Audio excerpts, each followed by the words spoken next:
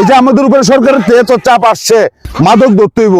মাদক তো শুধু চিপায় চাপায় খাইতেছে না, এরা করতেছে কি ভালো ভালো ভার্সিটি মার্সিটি জায়গা আছে না, এটির মধ্যে বইয়ে দিয়ে গুতাইতেছে।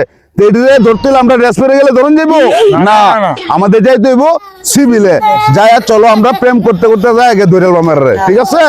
চলো আস্তে আস্তে আমরা যাইতে থাকি, দেখি আজকে কই পাই।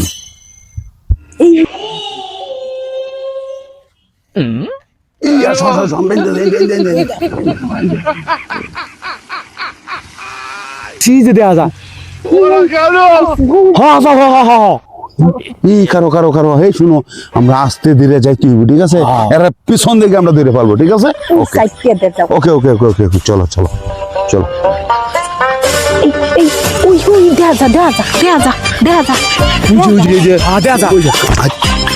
এই দেখছো, এই শুনো, আমরা এক কাজ করতে হবে, এদিক দিয়ে তিনজন তিন দিক থেকে গিয়ে হামলা দিতে হইব।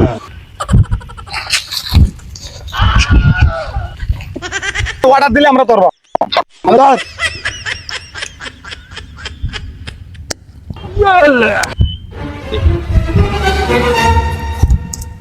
বাইগান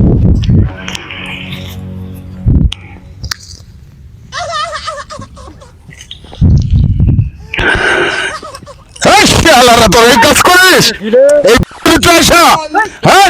চিন্তা করছো দেশে মাদক নিয়ে এত কিছু চলতে, তোরা এখানে তোরা স্টিক বানাস, গাঞ্জা খাস, তোরা আজকে উপায় না, আজকে তোদেরকে এমন শিক্ষা দিতে হইব, তোরা আজকে করে গণপিটান দিতে দেওয়া হবে। চল এই চল, এই চলো লয়ে চলো।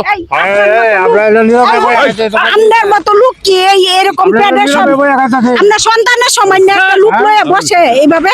আপনার মতো মুরব্বী একটা লোক।